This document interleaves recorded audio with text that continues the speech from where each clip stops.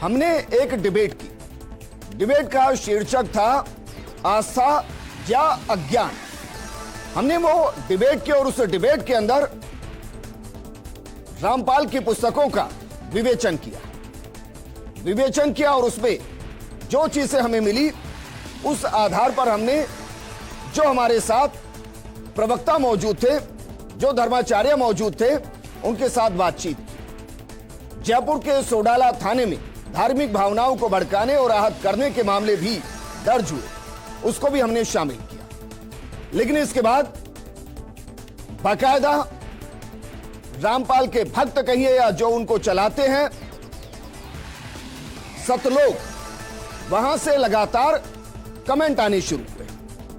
उन्होंने कहा कि अधूरा ज्ञान दिया गया है, किताब को पढ़िए जरा, अपने धर्म ग्रंथों को, वेदों को, पुराणों को पढ़िए जरा, उनकी विवेचना कीजिए जरा।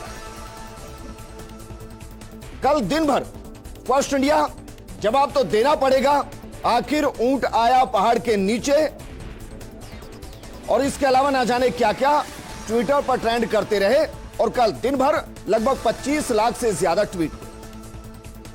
फर्स्ट इंडिया ने स्पष्ट किया कि इस पर अभी और शास्त्रार्थ होना बाकी है। तो हमने इस पर एक और डिबेट रखी। सोचा कि चलिए कुछ और पन्नों को खंगाला जाए, कुछ और पन्नों पर लिखी बातों को सामने लाया जाए, और इसके लिए हमने बाकायदा रामपाल के जो बाकायदा वेबसाइट है, जो मेल आईडी है, उस मेल आईडी पर हमने निवेदन किया और निवेदन करके कहा कि आप अपने किसी प्रवक्ता को भेजिए, किसी प्रतिनिधि को भेजिए, उसका मोबाइल नंबर साझा कीजिए, हम आपको भी इस डिबेट का हिस्सा बनाएंगे। लेकिन उनकी तरफ से कोई जवाब आया नहीं। अभी भी हम इंतजार कर रहे हैं, क्योंकि कहा गया लगातार की बात कीजिए, शास्त्रार्थ कीजिए। तो हमने शास्त्रार्थ के लिए एक पैनल को आमंत्रित कर लिया। देखते हैं इस 1 घंटे के प्रोग्राम के अंदर क्या वाकई में जो रामपाल के समर्थक हैं या जो उनको डिफेंड कर रहे हैं, क्या वाकई में उनकी तरफ से कोई आता है, किसी का मोबाइल नंबर आता है, किसी का नाम आता है, क्या वो प्रोग्राम में जोड़ने की कोशिश करते हैं, क्योंकि हम करेंगे शास्त्रार्थ।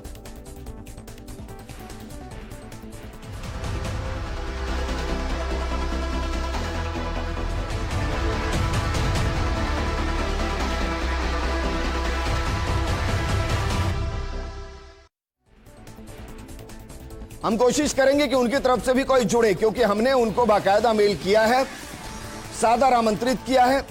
जवाब आया तो भी जोड़ेंगे और नहीं आया तो भी अंत में आपको बताएंगे कि किसी ने सिर्फ ट्विटर पर ट्वीट किया, अपनी ताकत दिखाई और निकल लिए, किसी ने इस डिबेट का हिस्सा बनने की कोशिश नहीं की। बहरहाल इस मुद्दे पर बात करने के लिए हमारे साथ मौजूद हैं धर्मगुरु बाल मुकुंदाचार्य जी, हमारे साथ मौजूद हैं संस्कृत के प्रोफेसर और ज्ञाता शास्त्री कौशलेंद्र दास जी, हमारे साथ मौजूद हैं धर्माचार्य पंकज पाराशर जी, धर्मगुरु संत मुनीश्वर जी हमारे साथ जुड़े हैं, सामाजिक कार्यकर्ता धीरज जुड़े हैं जिन्होंने सोडाला में FIR दर्ज की है, और साथ में हमारे साथ अधिवक्ता के तौर पर अमितोष पारिक जुड़े हैं। इनके साथ बातचीत करें, लेकिन उससे पहले उस आधार को लेकर आते हैं जिसको हिंदू धर्म में सृष्टि का आधार कहा गया है, जिसे निराकार कहा गया है, जो निरूपम है, जिसका कोई स्वरूप नहीं है, जो शिवलिंग है।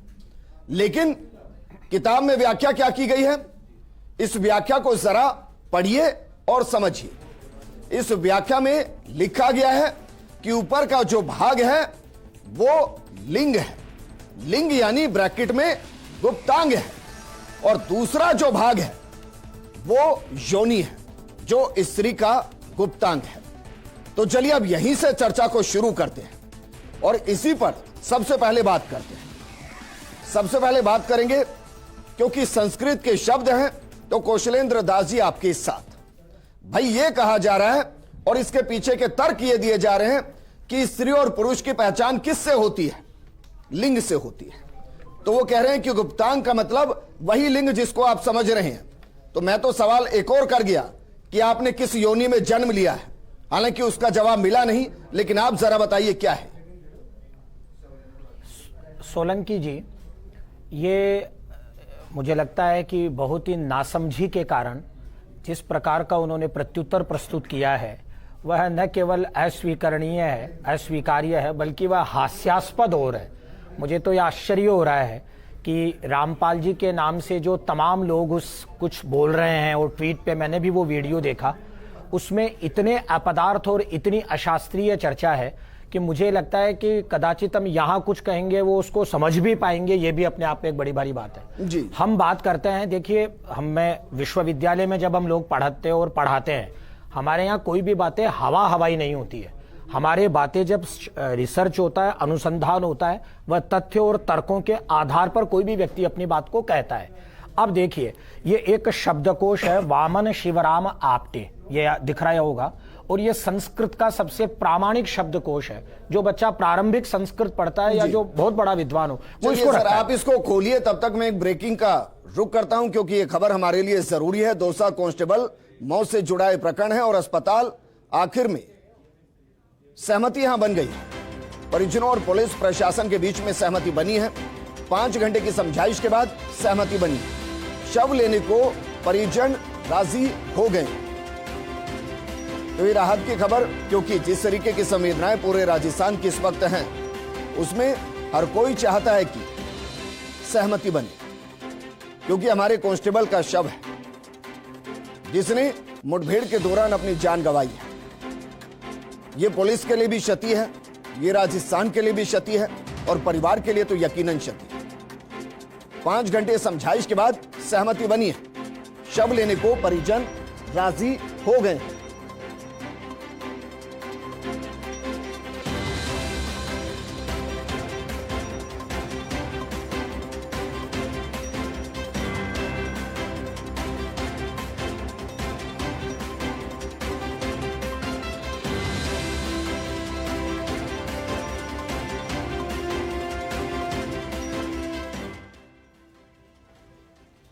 कौशलेंद्र दास जी, मैं उम्मीद करूंगा कि सर संस्कृत के जिन शब्दों को लेकर हम व्याख्यान कर रहे हैं उसको आप आगे बढ़ाएंगे। जी देखिए, जिस तरह की बात उन लोगों ने कही है वो न केवल अस्वीकार्य है बल्कि हास्यास्पद भी है।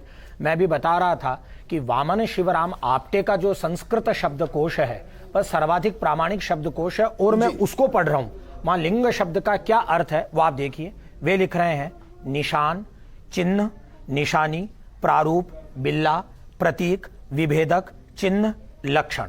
ये देखिए, ये अब ये वही नहीं लिख रहे हैं, महाकवि कालिदास अपने रघुवंश में प्रयोग कर रहे हैं, यति पार्थिव लिंग धारिणौ। एक बात, मोनियर विलियम्स ने 1851 में जो इंग्लिश संस्कृत डिक्शनरी कंपाइल करी, उसमें जो लिंग शब्द का अर्थ मोनियर विलियम्स लिख रहे हैं वो लिख रहे हैं ए mark, a sport, A sign, A token, A beige.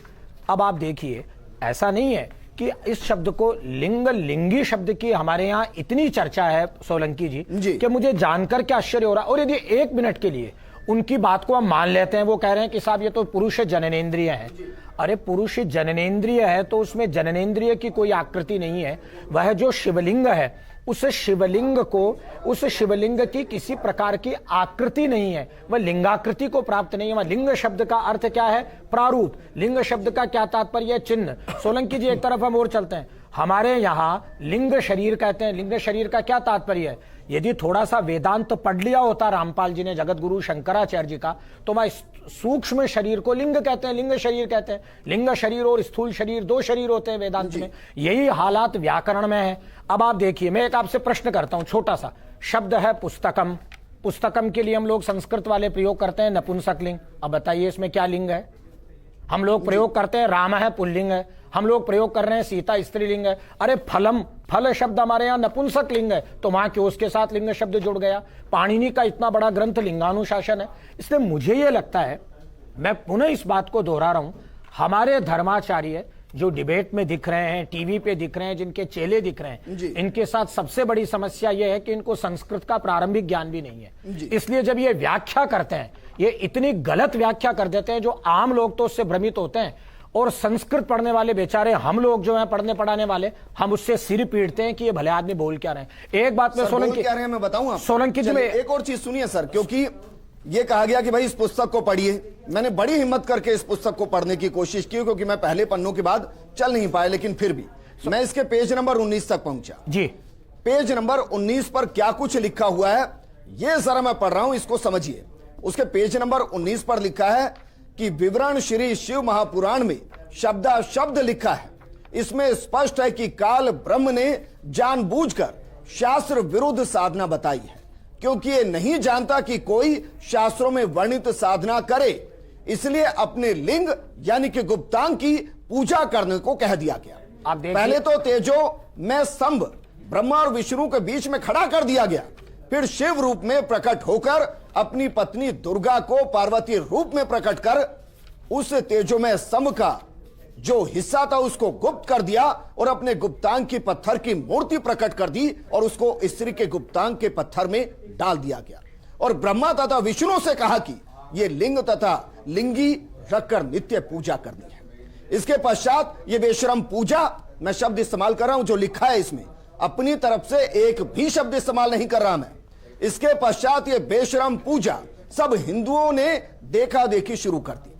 आप हैं जिसमें मंदिर में शिवलिंग को देखते हैं, उसके चारों तरफ स्त्री इंद्री का चित्र शिवलिंग प्रविष्ट होते दिखाया गया है, और यह पूजा काल ब्रह्मा ने प्रचलित करके मानव समाज को दिशाहीन कर दिया।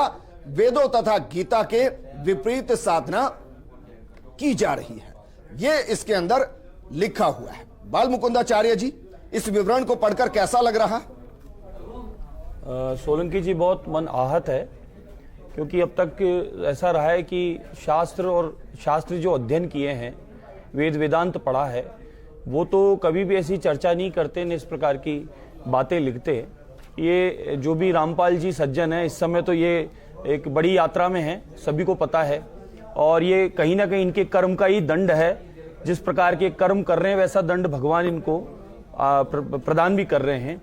शिवलिंग की पूजा अर्चना साइंस भी है, विज्ञान भी है, और शिवलिंग का जैसा भी कौशलेंद्र जी ने कहा कि संस्कृत की भाषा में उसका भावार्थ समझाया, व्याकरण की माध्यम से भी समझाया, तो इनको तो समझाना भी मूर्ख कहते हैं कि ज्ञानी को भी बोलना बेकार है और अज्ञानी को बोलना भी बेकार है जी। तो इनको क्या बोले और क्या समझावें।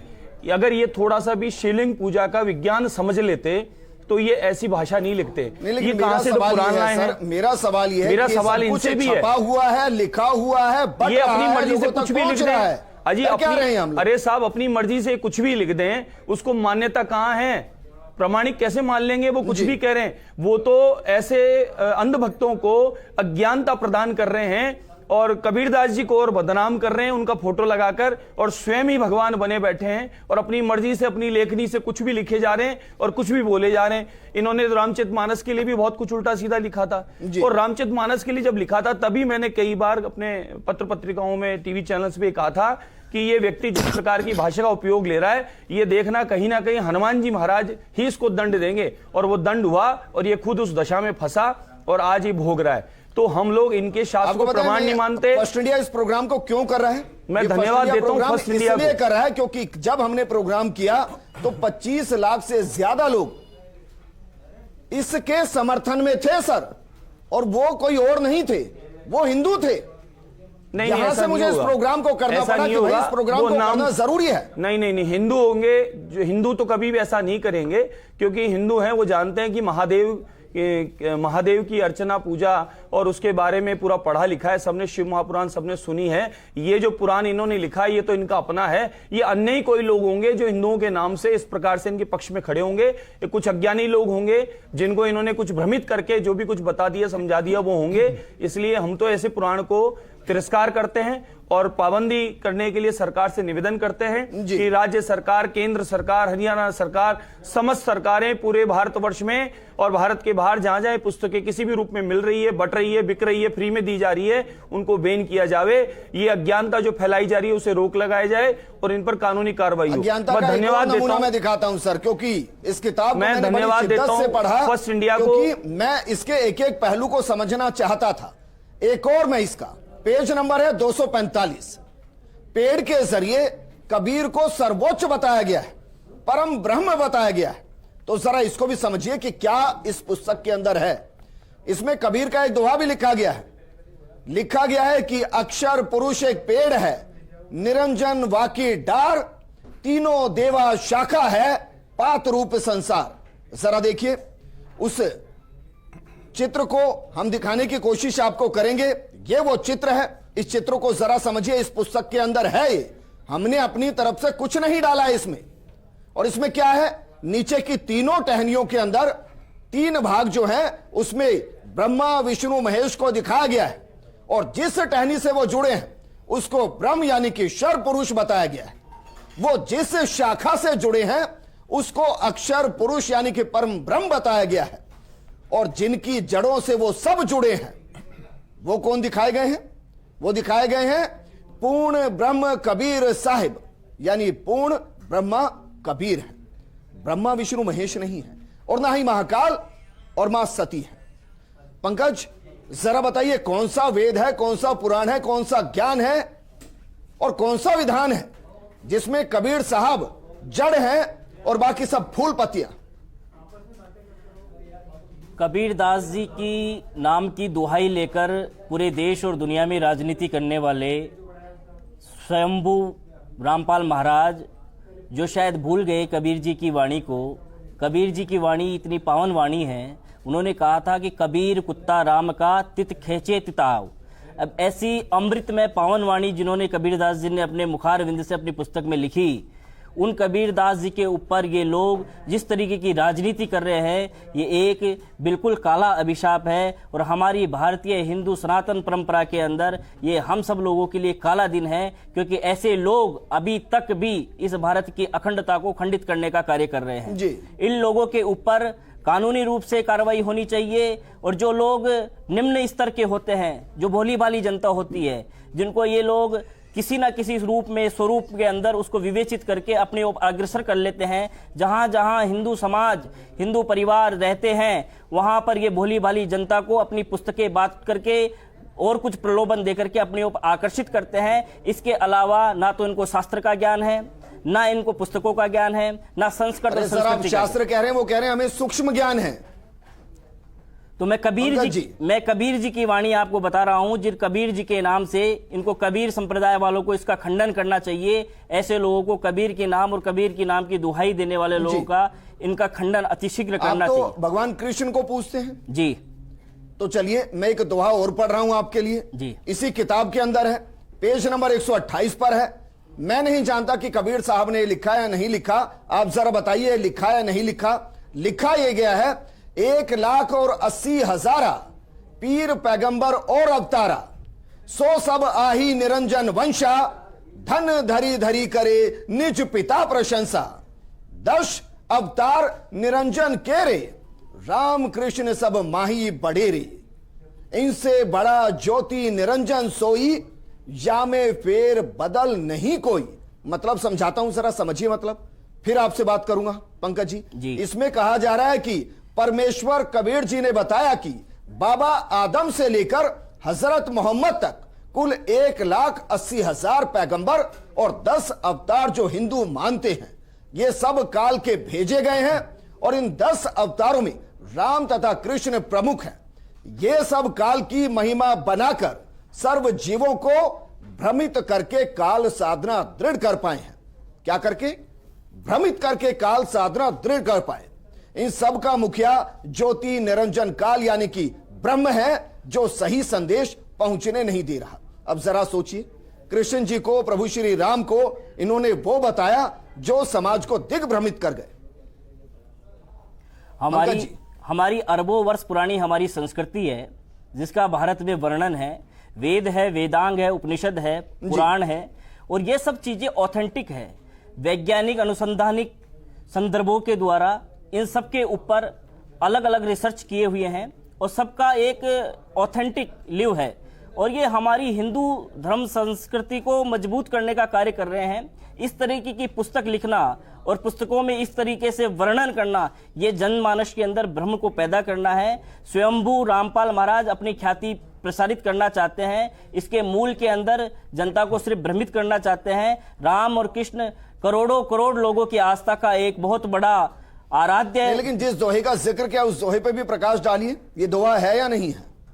ये मैं निवेदन कर चुका हूं विजेंद्र जी, इन्होंने स्वयंभू हैं, ये अपनी खुद की पुस्तक है, इनको ना इनके ऊपर ज्ञान का कोई अवसाद है, ये तो स्वयं अपना मनगढ़ंत जो भी प्रोपेगेंडा इन्होंने बना रखा है वो पूरी की पूरी कहानी है, और इनके काले कारनामों की ही सजा आज ये पा रहे हैं। जी धीरज जी जरा बताइए एफआईआर क्यों दर्ज करा दी? अभी तक तो किसी को दिक्कत हुई नहीं थी, कोई किताब ऐसा तो है नहीं परसों छपी और आज आई, ये तो सालों से चली आ रही किताब है।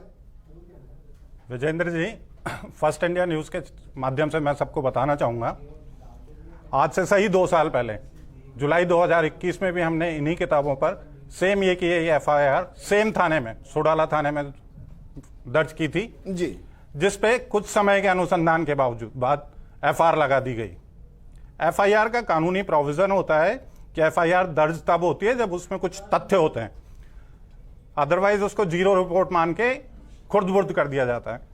जब अभी लेटेस्ट में हमने उस दिन ये एफआईआर दर्ज कराई है, पूरा अनुसंधान हुआ है, अधिकारियों ने, सोडाला थाना अधिकारी ने, सबने इसको जांचा परखा है, उसके बाद ये विधिवेत्ताओं के सहयोग से हमने प्रॉपर एफआईआर दर्ज कराई है। उस एफआईआर के बाद मैं सिर्फ एक बात कहना चाहूंगा कि मुझे गर्व है कि मैं एक सनातनी हिंदू हूं। मेरा धर्म, मेरी संस्कृति मुझे अपने धर्म के साथ सभी धर्मों का सम्मान करना सिखाती है। इस पुस्तक में मेरे धर्म का अनादर हो रहा है, वो मैं कतई बर्दाश्त नहीं करूंगा। रामपाल नाम में राम जरूर है, राशि तो राम की भी वही थी और रावण की भी वही थी, पर उनके कृत्य थे, उनके कर्म थे जिन्होंने राम को मर्यादा पुरुषोत्तम बनाया और रावण को नीच नराधम बनाया। तो ये रामपाल, इसे महाराज कहना उचित होगा या नहीं होगा, ये कानून तय करेगा। मुझे पुलिस प्रशासन पर पूरा विश्वास है, न्यायपालिका पर पूरा विश्वास है।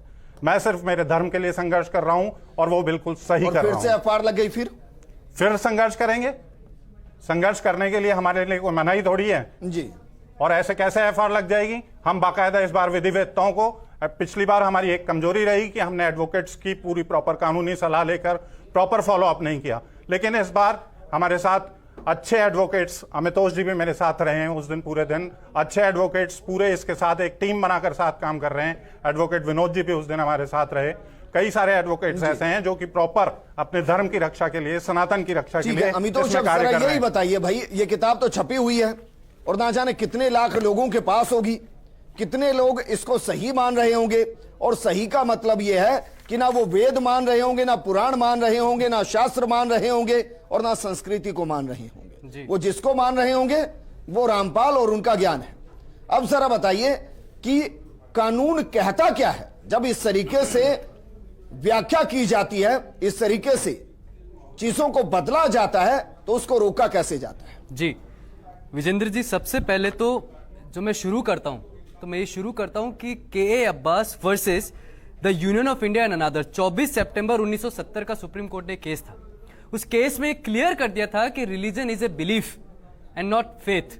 इसको क्लियर करने का रीजन ये था कि मेरी आस्था है और मेरी आस्था को आप किसी भी तरह से हानि नहीं पहुंचा सकते, इसलिए के अब्बास के केस में आया।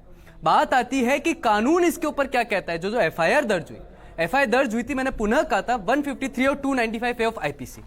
अब मैं एक बार 295 आईपीसी का स्टेटमेंट बोलता हूं, डेलिब्रेट एंड मैलिशियस एक्ट्स। जब डेलिब्रेट और मैलिशियस एक्ट्स होते हैं तो आपके आधार ही नहीं बनता कि आप किसी भी धर्म की अवहेलना करें या उनको हानि पहुंचाए, इसलिए इसको अपराध में रखा गया और 295A करा गया। जब आप 153A पढ़ेंगे विजेंद्र जी, तो 153A में लिखा है जब किसी भी ग्रुप के बीच में एनिमोटी होती है या किसी ग्रुप्स के बीच में रिलीजन किसी तरह से एनिमोसिटी होती है और हानि पहुंचाई जाती है। अब इसको ग्रुप्स क्यों कहा है? ग्रुप्स इसलिए कहा है कि जरूरी नहीं मैं किसी धर्म से आता हूं और किसी और धर्म का ही व्यक्ति मेरे धर्म को हानि पहुंचाए। अपितु अगर ही हमारे ही एक धर्म के हैं और उसके बावजूद भी डिफरेंट विचारधारा के होके मेरे ही धर्म के ऊपर में किसी तरह की हानि टिप्पणी पहुंचा रहे हैं, तो मैं 153 ऑफ आईपीसी के अंदर में उनके ऊपर मुकदमा दर्ज करा सकता हूं। अब आती है आस्था। तो आस्था तो मैं बताता हूं, कानूनी इसमें आस्था की बात करता है। क्यों करता है विजेंद्र जी? आज आपके समक्ष लेके आया हूं part 3 of constitution of India का एक चित्र। इसमें ऊपर बना है राम राज्य और राम जी सीता जी को पुष्प विमान में लेके जा रहे हैं। जब आपके भारत के संविधान में जहां से हर वो कानून निकला है जिसकी आप व्याख्या करते हैं, उसमें ही राम को दिखाया गया है, तो राम काल्पनिक नहीं है। और कबीर का तो मुझे दोहा भी याद आ गया कि राम राम की लूट है, लूट सको जितना लूट लो। तो ये तो आस्था है ना विजेंद्र जी। लेकिन अब आस्था के बाद एक और बात मैं करता हूं, अगर एक समय आप मुझे दें तो मैं एक केस लॉ आपके सामने रखना चाहता हूं। उस केस लॉ का S Rangarajan etcetera versus P Jagjivan Ram 30 मार्च 1989। इसके पैराग्राफ में लिखा है the ethical code teaching which is a general human morality and wisdom besides which they have the concept of धर्म। धर्म क्या है? यही है धर्म, है सनातन, जिसमें सुप्रीम कोर्ट ने 1995 दिसंबर 11 को ये कर दिया था अपने जजमेंट में कि धर्म है सनातन और Sanatan is a way of life है। और आपको याद है इसमें जिसने जजमेंट दिया था उसमें से एक क्रिश्चियन भी थे और उसके बावजूद भी क्या गया, तो ये हमारा वे ऑफ लाइफ है, ना ये मजहब है ना ये पंथ है। जिस कबीर की आप बात करते हो तो संत थे और संत ने राम नाम की लूट के ऊपर में कहा है, राम की व्याख्या करिए, भारत का संविधान राम को करता है। तो किसी भी संत या संप्रदाय में किसी भी धर्म को आस्था हाथ पहुंचाना आप आपराधिक कानून में है और इसीलिए पुलिस ने विजेंद्र जी अब ये कह रहे हैं कि जो कबीर को भी मानते हैं उनको रामपाल को नहीं मानना चाहिए। यह उनका विशेष अधिकार है, उनका विचार है। लेकिन आप देखिए विजेंद्र जी, दो डिफरेंस है, एक शिकायत में और एफआईआर में। सबसे बड़ा डिफरेंस क्या है? जब शिकायत दर्ज होती है section 2 clause D of code of criminal procedure 1973 में 2 ऑफ 1974, उसमें बात कही है अनुसंधान किया जाता है कि इसको मुकदमा दर्ज करे या नहीं। लेकिन जहां मुकदमा दर्ज होता है, माने जहां एफआईआर दर्ज हो गई, वहां पे प्रथम दृष्टया जब अपराध प्रमाणित होता है उसके बाद ही मुकदमा दर्ज किया जाता है और उसके बाद कार्रवाई करी जाती है। अनुसंधान नहीं करा जाता, जांच नहीं करी जाती, उस पर प्रथम दृष्टया कार्रवाई होती है। इसलिए अगर प्रशासन ने इसमें मुकदमा दर्ज करा है तो यह फैक्ट है कि आप धार्मिक आस्थाओं को आहत पहुंचा रहे थे और किसी भी संत में हमारे साथ बने रहिए। हमारे साथ धर्मगुरु संत मुनीश्वर जी भी जुड़ गए हैं, उनके पास भी जाएंगे, लेकिन उससे पहले एक छोटे से ब्रेक के लिए रुक रहे हैं। हम ये डिबेट इसलिए कर रहे हैं ताकि कानून के नजर से आपको समझ में आए कि क्या सही और क्या गलत, आपको संस्कृत के हिसाब से समझ में आए कि क्या सही और क्या गलत, आपको धर्म के आधार पर समझ में आए कि क्या सही और क्या गलत, वेद पुराणों के हिसाब से समझ में आए कि क्या सही और क्या गलत। एक छोटे से ब्रेक के बाद जल्द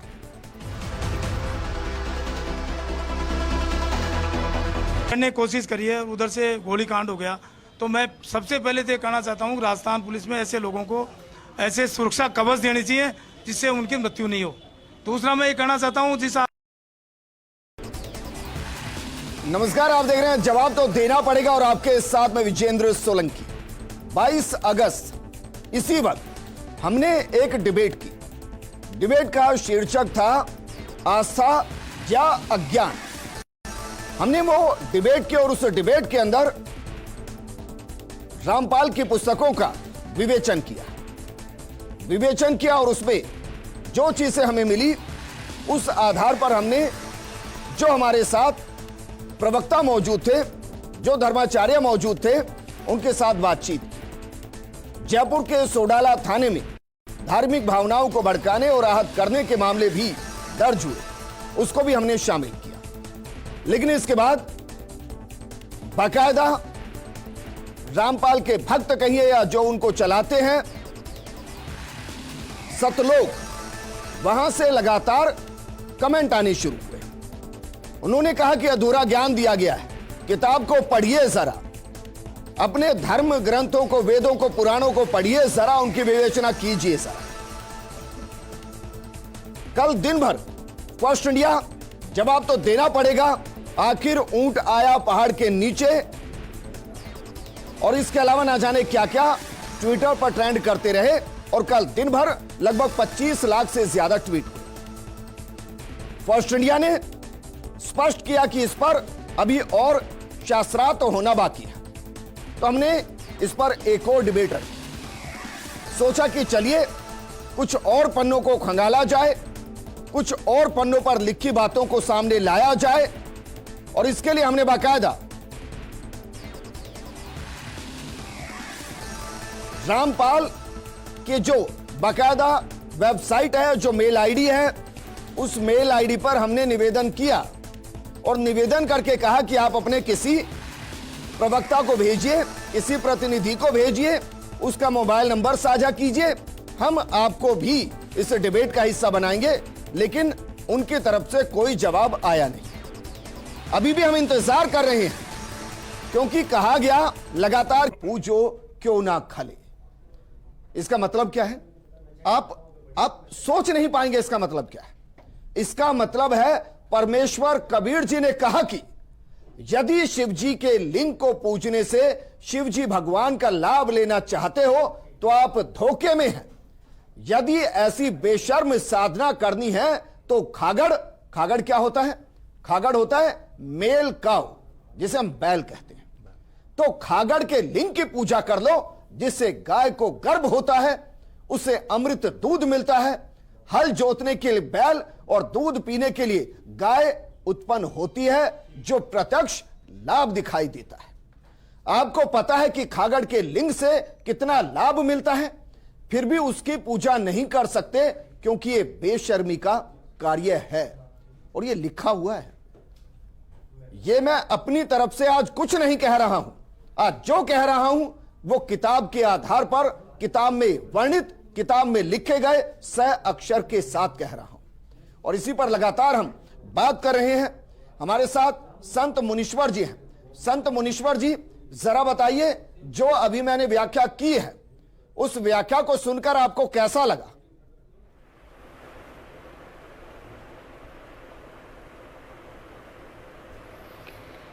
पहले तो मैं फर्स्ट इंडिया न्यूज का धन्यवाद देना चाहता हूं कि ऐसे मुद्दे को आपने उठाया जो हमारे सनातन धर्म में एक बहुत बड़ी गंदगी फैला रहे थे, विकृत मानसिकता की सोच को फैला रहे थे। और स्टूडियो में आए हुए हमारे सभी धर्माचार्यों को मेरा वंदन है जी। सबसे बड़ी बात है कि ऐसे ना जाने कितने स्वयंभू रामपाल जैसे इस भारत देश में हुए हैं और आगे भी होते रहेंगे, पर सनातन धर्म के ऊपर में आघात करने वालों का हश्र अंतोगत्वा बहुत ही बुरा होता है, जो कि वो स्वयं सोच नहीं सकते। कबीरदास जी महाराज हमारे रामानंद संप्रदाय के 12 प्रधान शिष्यों में जगत गुरु रामानंद जी के एक थे। और उनके गुरु भाई श्री धन्ना जी महाराज, जिस गद्दी पे मैं विराजमान हूँ, धन्ना पीठाधीश्वर के रूप में मैं जहाँ विराजमान हूँ, तो उनके विचार हमारी रामानंद संप्रदाय से संबंधित विचार उनके रहे हैं। और एक सिद्धांत होता है हर किसी धर्म का, हर किसी संप्रदाय का एक सिद्धांत होता है। और हमारे सामने कौशलेंद्र जी बैठे हुए हैं, इनको बखूबी मालूम है कि हम लोग कबीर जी, रैदास जी, पीपा जी, सैन जी, धन्ना जी, ये सभी विशिष्टाद्वैत सिद्धांत के पालने वाले, उनका मानने वाले रहे हैं। और विशिष्टाद्वैत सिद्धांत को जो मानते हैं, और हमारे रामानंद संप्रदाय के जितने भी संत हैं, उनसे परंपरा से जो भी आते हैं, वो सभी एक शास्त्रोक्त पद्धति जो हमारी चलती आ रही है अनादिकाल से, उसी के तहत पूजा अर्चना, अनुष्ठान, यज्ञ, हवन, अभिषेक इत्यादि करते हैं। लेकिन रामपाल इसी को तो गलत बता रहा है सर। मेरा सवाल आपसे यही है मुनीश्वर जी, कि जो मैंने पढ़ा है वो रामपाल की किताब में लिखा है, वही पढ़ रहा हूं मैं, और ये ना जाने कितने लोगों तक पहुंचा है। इसको रोकेंगे कैसे अगर ये गलत है तो?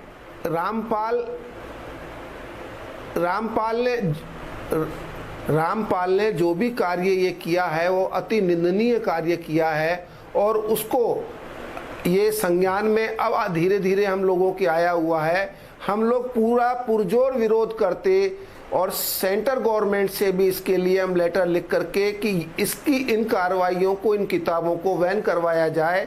और हरियाणा सरकार से भी हम लोग इसके निवेदन करेंगे, और कानून सम्मत जो कार्रवाई हमारे राजस्थान में, जैसे अभी पंकज जी ने बताया, कानूनी सम्मत कार्रवाई जो होगी वो किया जाएगा, और हरियाणा में भी की जाएगी और दिल्ली में भी की जाएगी।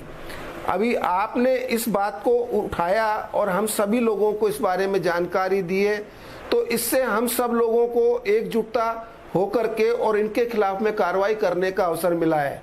बाकी रामपाल जैसे न जाने कितने ही स्वयंभू ऐसे धर्माचार्य अपने आप को भगवान तक मानने लग गए। कबीरदास जी महाराज ने कभी आज तक ऐसा नहीं कहा जो आज इन्होंने विचार प्रकट कर रहे हैं। कबीर जी की तो वाणी ही इतनी आज अपने आप के अंदर में, हर युग के अंदर में और हर धर्म के लोगों के लिए इतनी सुंदर है कि उसके अंदर न तो कोई जाति पाति का भेद है, न किसी धर्म का भेद है।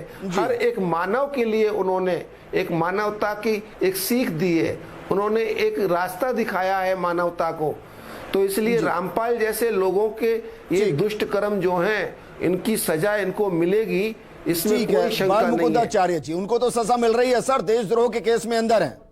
और मीडिया रिपोर्ट्स ये बताती हैं कि जब पहली बार सजा हुई थी तो घुटनों के बल आ गए थे और जज को कहा था कि भाई आप भी तो कमीर बनती है, थोड़ी तो रहम कीजिए, वापस मैं आपके पास आऊंगा। लेकिन बाल मुकुंदाचार्य जी बहुत स्पष्ट है, आप इसको और आगे बढ़ाइए कि भाई जब धर्म की रक्षा करनी होती है तो शास्त्र और शस्त्र दोनों का इस्तेमाल होता है, शस्त्र नहीं हो सकते।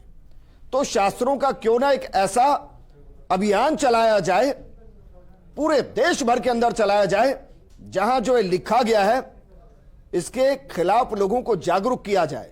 मैं बहुत गंभीरता से डिबेट कर रहा हूं सर, क्योंकि जब मैंने पहली डिबेट की थी उसके बाद जब 25 लाख लोगों ने इसका समर्थन किया कि रामपाल ने जो लिखा वो सही है, तो मैं अंदर से विचलित हुआ।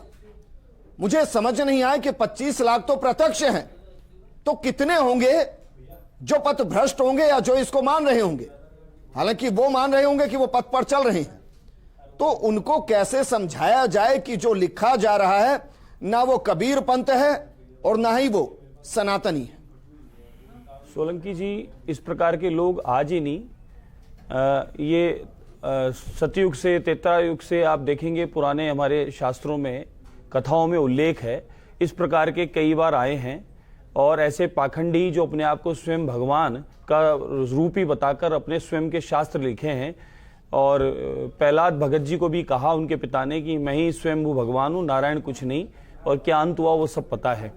तो ये बात सही कही अभी संत मुनेश्वर दास जी ने कि लगातार इस प्रकार के पाखंड रचने वाले पाखंडी लोग धर्म के विरुद्ध सनातन को डगमगाने के लिए इस प्रकार की कुकृत्य करते रहते हैं।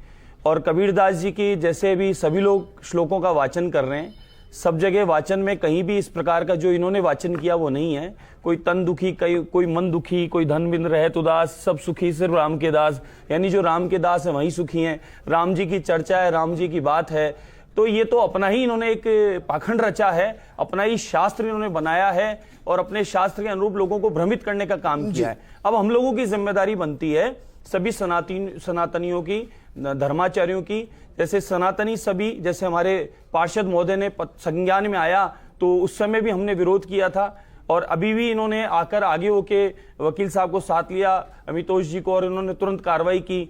और आज पंकज जी भी इस विषय पर आए हैं और हमारे कौशलेंद्र जी भी इस विषय पर बार बार बता रहे हैं। तो हम सबकी जिम्मेदारी बनती है, दायित्व बनता है, वो धर्माचार्य है, सनातनी है, शिव को पूजने वाला है, इसके शिव के अर्चना पूजन, सारे विज्ञान को, सारे साइंस को, हमारे तिलक चंदन अर्पित को, हमारे धागे को, हमारी पूजा पद्धति को, सूर्य नमस्कार, सूर्य प्रणाम, सभी जो साइंस है, पूरा विज्ञान हमारे अध्यात्म का, जो वेद वेदांत से लेकर हमारे को सरल रूप में समझा दिया और बता दिया गया, और उसके माध्यम से हम लोग सनातनी सबसे ऊपर है पूरी दुनिया में। नहीं, लेकिन रामपाल कहता है सबसे ऊपर वो है। अब मैं एक और पेज का जिक्र कर रहा हूं सर, क्योंकि आज मैंने प्रोग्राम की शुरुआत में कहा कि मैं आज कुछ नहीं कहूंगा। मान लेंगे उसे?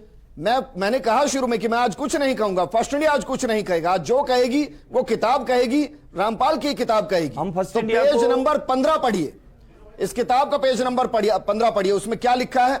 उसमें लिखा है कि खुद को सूक्ष्म ज्ञान और संपूर्ण मोक्ष प्राप्ति की साधना इस सूक्ष्म वेद में चारों वेदों, ऋग्वेद, यजुर्वेद, सामवेद, अथर्ववेद वाला ज्ञान, यानी सूक्ष्म से लिया अधूरा ज्ञान तथा इन्हीं चारों वेदों का सारांश रूप श्रीमद् भागवत गीता वाला ज्ञान तो है ही, जो काल ब्रह्म ने नष्ट कर दिया वो ज्ञान भी है। इस दास यानी रामपाल दास के पास सूक्ष्म वेद के ज्ञान वाले संपूर्ण मोक्ष प्राप्ति की साधना के शास्त्र श्लोक मंत्र हैं। इनकी साधना करने से मन बुराइयों से परहेज करने लगता है। और ये बहुत रोचक चीज है जो मैं पढ़ रहा हूं। आगे क्या लिखा है?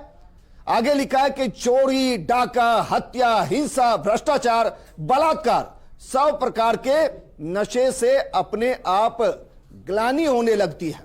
अब इनमें से आप तय कर लीजिएगा कि कितनी धाराएं खुद रामपाल पर लगी और इनमें से कितने आरोप खुद रामपाल पर लगे हुए हैं। आगे क्या लिखा है? आगे लिखा है कि आत्मा निर्मल हो जाती है, यकीनन हो सकता है जेल में हो गई हो थोड़ी बहुत। हृदय में दया का संचार होने लगता है।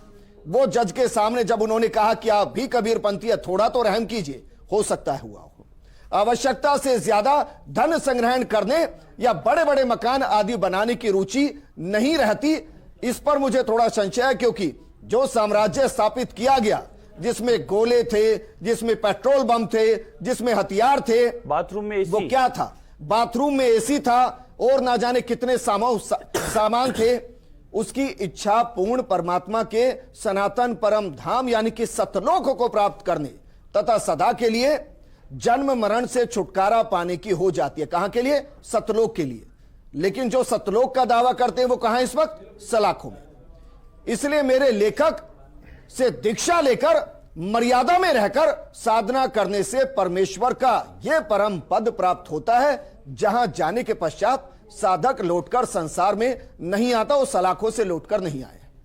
चलिए अमितोष, मैंने ये एक व्याख्यान किया है उन्हीं की किताब का, जिसमें वो कह रहे हैं भाई मुझे सूक्ष्म ज्ञान है, वो ज्ञान जो काल ब्रह्म ने खत्म कर दिया। मैं आपसे जानना चाह रहा हूं, जिनसे वो परे होने की बात कर रहे थे, जरा बताइए किस किस मामले में, किस किस धाराओं में वो इस वक्त सलाखों में है? विजेंद्र जी, उनको लाइफ इंप्रिजनमेंट हो चुकी है, उन पे ट्रेजन का भी है, देशद्रोह का भी मामला है, उन पे डबल मर्डर केस का भी मामला है। और ये तब होते हैं जब प्रथम दृष्टया होते हैं। लाइफ इंप्रिजनमेंट देना मतलब जब आप एक्विटल नहीं होके कन्विक्ट हो जाते हैं। कन्विक्शन तब होता है जब पूरा ट्रायल, एविडेंस, आर्ग्यूमेंट्स इन सब के बाद में होता है और आपको कन्विक्शन किया गया।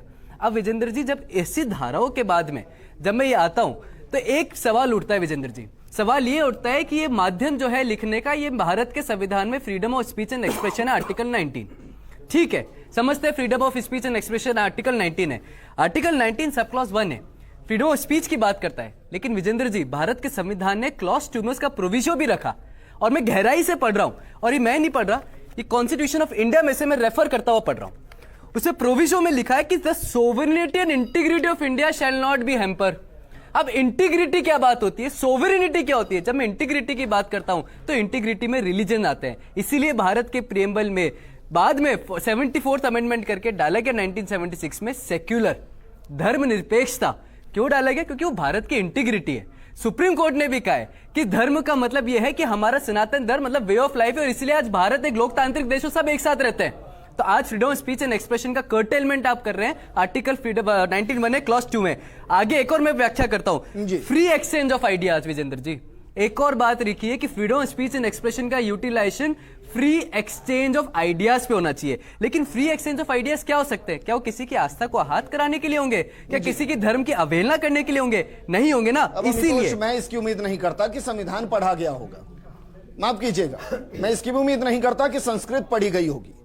मैं तो इतनी भी उम्मीद नहीं कर रहा कि जिसको लिंग का लिंग भेद ना पता हो और वो इतनी बड़ी व्याख्या कर दे, उसने लिंग के बारे में भी पढ़ा होगा कि लिंग का मतलब क्या होता है। और वो जो सोच होती है ना, वो वहीं से परिलक्षित होती है। उस पर कोई टिप्पणी आज करने की स्थिति में नहीं, और ना मैं करूंगा, क्योंकि मैंने आप सबको बुलाया हुआ है। कौशलेंद्र जी, जरा बताइए, मैंने इतना कुछ इस किताब से, इसी किताब से, अपनी तरफ से एक शब्द नहीं, इसी किताब से लिखा है, इसी किताब से पढ़ा है। जरा बताइए, इतना कुछ लिख दिया गया है और किसी को कोई जानकारी नहीं। आश्चर्य की बात यह है कि भारतीय आध्यात्मिक गगन में सूर्य के समान चमक रहे महात्मा कबीर दास जी का नाम जिस प्रकार से इन्होंने मतलब उपयोग में लिया, ये बहुत हास्यास्पद है। और मैं सोलंकी जी, जब कबीर दास जी का ये नाम ले लेकर के कर रहे हैं, तो इनके ऊपर जो 2 दोहे आज के शताब्दियों पहले कबीर जी ने लिखे होंगे, वो दर्शकों तक पहुंचाता हूं। महात्मा कबीर दास लिख रहे हैं, गुरु लोभी सिस लालची दोनों खेले दाव, दोनों बूढ़े बापुरे चढ़ी पाथर की नाव, जा गुरु ते भ्रम नहीं मिटे मन की व्यथा न जाए, सो गुरु झूठा जानिए त्यागत देर न लाए। कबीर कह रहे हैं, जो अतथ्यों को रखता हो, अशास्त्र की बात करता हो, मनमर्जी की बात करता हो, अपनी इच्छाओं को धर्म के नाम से, संतों के नाम से प्रयुक्त करता हो, जैसा पूज्यपाद श्री मुनीश्वर दास जी महाराज ने अभी कहा, और उन्होंने बहुत अच्छी बात कही। मुझे लग रहा है ये बात जानी चाहिए लोगों तक कि कबीर दास जी उस परंपरा के हैं। मैं कह रहा हूं वो तो नकली कबीर पंथी हैं। कौशलेंद्र दास के माथे पे जो तिलक लगा हुआ है, ये कबीर पंथ का टीका है। कबीर पंथी तो हम हैं, ये कहां से कबीर पंथी आ गए? कबीर पंथी, कबीर दास जी महाराज तो हमारे पूर्वाचार्य हैं, रामानंद संप्रदाय के, ये कब से कबीर पंथी होने को आए? तात्पर्य यह है कहने का कि इस प्रकार के जो स्वयंभू हैं, कुकुरमुत्ते के टाइप जो पैदा हो गए हैं लोग धर्म में। और मैं कहना चाहता हूं फर्स्ट इंडिया न्यूज को धन्यवाद देकर के कि कुंभादि पर्वों में हमारे अधिकृत धर्माचार्य जगत गुरु शंकराचार्य जी महाराज, जगत गुरु रामानंदाचार्य जी महाराज, निम्बारकाचार्य जी, वल्लभाचार्य जी, मध्वाचार्य जी, इन सब संतों को मिलकर के, और एक प्रसंग में दर्शकों तक पहुंचाना चाह रहा हूं जो बहुत महत्वपूर्ण है। आपको जानकारी में है कि कुरुक्षेत्र में माघ शुक्ल एकादशी के आसपास गीता जयंती पर वहां गीता जी का बहुत बड़ा आयोजन होता है जो हरियाणा सरकार करवाती है। 2 वर्ष पहले मैं स्वयं वहां पर था वक्ता के रूप में। वहां पर इनके भक्तों ने जब इनकी पुस्तकों को बांटना शुरू किया तो संतों ने, महात्माओं ने, विद्वानों ने उसका विरोध किया। ये मैं आपको सरकारी डॉक्यूमेंट बता रहा हूं। पुलिस आई, पुलिस की कार्रवाई हुई, सरकार, हरियाणा सरकार इतनी परेशान हुई कि उन्होंने कुरुक्षेत्र विश्वविद्यालय में विद्वानों की एक कमेटी बनाई और कहा कि भाई आप लोग ये बताओ, आप लोग संस्कृत विभाग के प्रोफेसर हो, कि ये जो लिख रहे हैं ये भारतीय धर्म परंपरा, संस्कृत साहित्य इसके अनुरूप है या प्रतिकूल है।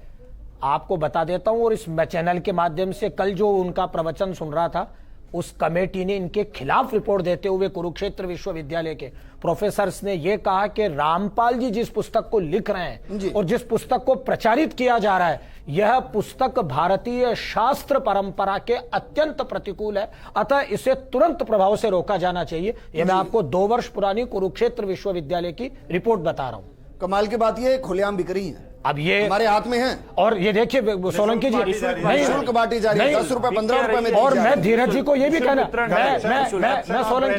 मैं सोलंकी जी धीरज जी को, मुझे अच्छा लगा कि भाई 1 मिनट सर, सतलोक से किसी का रिएक्शन नहीं आया। मैं इंतजार कर रहा था इस प्रोग्राम में कि हमने ऑफिशियली उनको मेल किया है कि आइए बताइए क्या सही था इसमें, कोई रिप्लाई नहीं आया। लेकिन रामपाल के एक अनुयायी हमारे साथ जुड़े हैं, उनसे सीधा बात करते हैं, वो क्या कहना चाह रहे हैं। हमारे साथ जो जुड़े हैं वो है मुनीश प्रजापत जी। मुनीश जी, फर्स्ट इंडिया पर आपका स्वागत है। को आपने कॉल किया, चलिए शायद फोन कट गया, हम कोशिश करेंगे आए कम से कम, नहीं मैं कोई तो आए सामने। मैं एक बात सोलंकी जी कहना चाह रहा था कि जो एफआईआर धीरज शर्मा जी ने सोडाला थाने में दर्ज करवाई है कुरुक्षेत्र विश्वविद्यालय की, वह रिपोर्ट सोडाला थाने को जरूर पहुंचानी चाहिए कि वहां का विश्वविद्यालय इनके साहित्य को फर्जी, ठीक है। मेरे पास वक्त की कमी है, मैंने इंतजार किया कि भाई सब जुड़े हमारे साथ, सतलोक से भी कोई जुड़े, लेकिन कोई जुड़ा नहीं। पंकज, ये सवाल मैं इसलिए आपसे कर रहा हूं क्योंकि युवाओं की जिम्मेदारी ज्यादा होती है जी, और आप एक युवा धर्माचार्य हैं जी, आपकी जिम्मेदारी और ज्यादा बढ़ जाती है जी। क्योंकि जहां बाकियों का काम खत्म होगा, जहां मुनीश्वर जी का काम खत्म होगा, वहां से आपका काम शुरू होगा जी। तो जरा बताइए जागृति का काम शुरू कब से होगा? जागृति का काम तो आज आपने शुरू कर दिया है और हम इसको हर जगह अनेक प्रदेशों में रोक में रहा हूं क्योंकि हम चाहते हैं कि रामपाल का कोई अनुयायी हमारे साथ जुड़े। हमारे साथ मुनीश प्रजापत जी जुड़ गए हैं। मुनीश जी, आपको आवाज आ रही है तो फर्स्ट इंडिया पर आपका स्वागत है। जी बोलिए सर, बताइए क्या कहना चाहते हैं? नहीं, फोन किया आपने, बताइए क्या पूछिए, आप क्या पूछना चाहते हैं? चलिए सर, मुझे लगा कि आपने फोन किया है, शुक्रिया हमारे साथ जुड़ने के लिए, क्योंकि हम तो एक अपनी चर्चा कर ही रहे हैं, मुझे लगा कि आप उसमें कुछ योगदान देंगे। पंकज, अपनी बात पूरी कीजिए। जी, सनातन संस्कृति के लिए अखंड भारत का जो स्वप्न था वो स्वप्न नहीं था, वो हकीकत थी। जहां जहां भगवान शिव के स्वरूप हैं स्वयंभू, जहां जहां माता पार्वती के सती जब हुई तो उनके जो शरीर के जो टुकड़े हैं वो अखंड भारत की संरचना है जी। तो उसी संरचना का ये उदाहरण है और ये वेदों से ली हुई हमारी पंडितों की और धर्माचार्यों की। मैं तो इसकी बात कर रहा हूं जो ये बन रहा है, जो छप रहा है, जो बट रहा है, जो जिसके लिए मैंने पुराने प्रोग्राम में इस्तेमाल किया था एक शब्द संक्रमण। जी, संस्कृति में संक्रमण की तरह है जी। जिसको नहीं रोका गया तो संस्कृति को खा जाएगा, खत्म कर देगा। उस पे कैसे काम करेंगे? इसके ऊपर हम कानूनी रूप से कार्रवाई करवाएंगे। हर जगह पे जहां जहां हमारी धर्म संसद है वहां पे इसके खिलाफ धर्म संसदों के माध्यम से इस पे कार्रवाई करवाने का पूर्णतः प्रयास होगा। और राज्य सरकारें और केंद्र सरकारें, उनके हम प्रमुख सचिवों को इस बात के लिए लिखेंगे कि इस तरीके की पुस्तक हमारी हिंदू धर्म संस्कृति को आघात करवाने वाली है, इससे हमारे मान और सम्मान और आस्था को ठेस पहुंचती है, तो इसके ऊपर अतिशीघ्र कार्रवाई करवाकर हजारों मामले थानों के अंदर दर्ज करवा करके हम इसके ऊपर कोशिश करेंगे जल्द कुरुक्षेत्र विश्वविद्यालय के अंदर जो सर्च कमेटी बनी थी उसकी जो रिपोर्ट थी उसको भी आपके सामने लेकर आए। लेकिन मुनीश्वर जी कुछ कह रहे थे। मुनीश्वर जी, बात पूरी कीजिए, आप क्या कह रहे थे?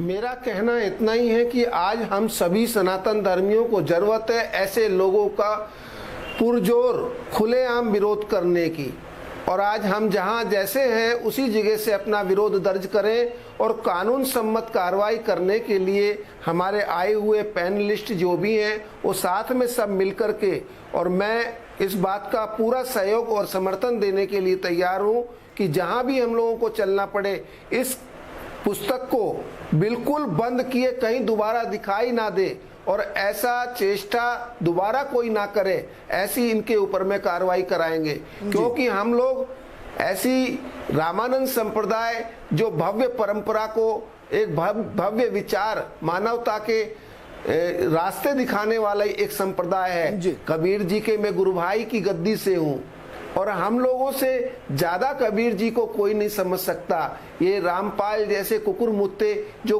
कल पैदा हुए हैं और परसों जेल चले गए, और ये लोग हमारे धर्म पे, भगवान शिव पे, भगवान राम पे, भगवान कृष्ण पे ऐसे आक्षेप जो कर रहे हैं, मन घड़ंत जो मैं टिप्पणी नहीं कर रहा हूं आज, लेकिन फिर भी हो सकता है कि भाई उनका जो सूक्ष्म ज्ञान है, सूक्ष्म का मतलब महीम और सबसे छोटा भी होता है, तो उनका जो ये सबसे छोटा ज्ञान है, हो सकता है उसमें मोक्ष का रास्ता सलाखों से होकर जाता हो।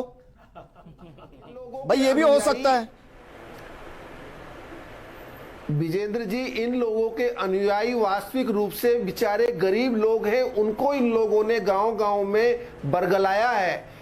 आपने देखा होगा कि मध्य प्रदेश के आदिवासी इलाके, चाहे राजस्थान के आदिवासी इलाके। मैं क्लोजिंग से पहले इसी पुस्तक का एक और भाग आपके लिए पढ़ रहा हूं और अपने दर्शकों के लिए पढ़ रहा हूं। यह पेज नंबर 130 है। इस पर क्या लिखा है?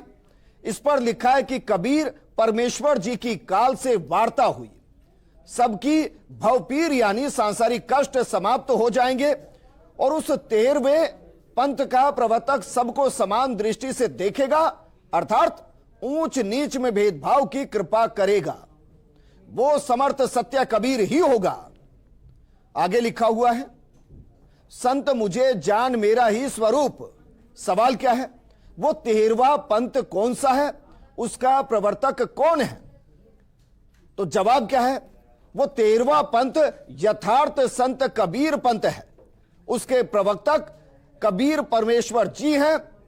और आगे देखिए, स्वयंभू की पराकाष्ठा देखिए। वर्तमान में उसका संचालक उनका गुलाम रामपाल है और जो स्वामी रामदेवानंद जी का पुत्र है। वो इस तरीके से इसको परिभाषित कर रहे हैं, खुद के हिसाब से बता रहे हैं। अब मेरा एक अंतिम सवाल है, मैं चाहूंगा हां या ना में सब जवाब दे दें। अमितोष, आपके हिसाब से इस किताब का क्या करना चाहिए? मुझे फाड़ देनी चाहिए या सजोकर घर में रखना चाहिए? और 13 अखाड़ों के अनुयायी ही पूरे भारत में हर संप्रदाय के रूप में फैले हुए हैं और 13 अखाड़ों से अलग कोई पंथ नहीं है, कोई यानी कि संप्रदाय नहीं है, कोई धर्म नहीं है जी। हमारे 13 मुनीश्वर जी, मैं आपसे पूछ रहा हूं, चलिए आपसे शुरू करते हैं। बताइए, मेरे हाथ में वो पुस्तक है, मैं क्या करूं? इसको फाड़ दूं या हाथ में रखूं, सजो कर रखूं? जी नहीं, अभी आपको इसको संभाल करके रखना है और हम लोगों को ये कार्रवाई के लिए एक पुस्तक हमारे सबूत के रूप में हमको कोर्ट के लिए चाहिए ना। ऐसे सर कई पुस्तकें मिल जाएंगी आपको जी। और हमने इन्होंने धीरज जी ने शायद सोडाला में भी जमा कराई है, 2 साल पहले भी कराई थी और इस बार भी 2 बोरे भर के जमा कराई है। विजेंद्र जी, सभी धर्माचार्यों की जिम्मेदारी है वो संपूर्ण भारतवर्ष में और भारत के बाहर जहां भी इस प्रकार के लोग पाखंडी हैं जो कबीरदास जी और अन्य संतों को बदनाम कर रहे हैं या उनके नाम से इस प्रकार की पुस्तकें, आप इसको फाड़ें, काटें, कुछ भी करें, लेकिन इसमें कबीरदास जी का कहीं कहीं नाम है और इसमें कबीरदास जी का चित्र भी है, तो उनके प्रति हमारा सबका सम्मान है। कबीरदास जी को हम सब लोग मानते भी हैं और उनको सुने और पढ़े भी हैं, लेकिन ये उनके नाम से मिथ्या और किस प्रकार का पाखंड जो रचा है, इस व्यक्ति ने गलत रचा है। ऐसे 25 लाख लोग आप कह रहे हो, मुझे नहीं लगता ये होंगे, हो सकता है इन्होंने कोई लोग, इसलिए भी नहीं फाड़ूंगा क्योंकि इसमें शिवलिंग है जी। 25 लाख लोगों के बीच हमें धर्माचार्यों को जाना है। साथ जुड़ने के लिए बाकी मेहमान हमारे साथ जुड़े, आपका भी शुक्रिया। हमने इंतजार किया। अमूमन हम ये डिबेट आधे घंटे की करते हैं, लेकिन आज हमने इसे 1 घंटे की किया। इसलिए किया कि हो सकता है कि रिप्लाई आने में देर हो जाए तो हम उनको जोड़ सके, लेकिन सतलोक से अभी तक किसी का रिप्लाई नहीं आया है, किसी का जवाब नहीं आया है। इससे आप अंदाजा लगा सकते हैं कि जो कह रहे हैं वो खुद भी उसका स्पष्टीकरण देने की स्थिति में नहीं है। और यह शास्त्रार्थ हमने इसीलिए किया ताकि आपको समझ में आए कि कानून क्या कहता है, आपको समझ में आए कि वेद पुराण क्या कहते हैं, आपको समझ में आए कि शिवलिंग जो कि निराकार है उसका विज्ञान क्या कहता है। और जो खुद के बारे में कहते हैं कि सूक्ष्म ज्ञान है उन्हें, सूक्ष्म का मतलब जितनी हिंदी उनकी लिंग को लेकर है, सूक्ष्म का मतलब अति छोटा, जिसको शायद नग्न आंखों से देखा भी ना जा सके, शायद वही उनका ज्ञान है जिसकी वजह से सलाखों में है। नमस्कार।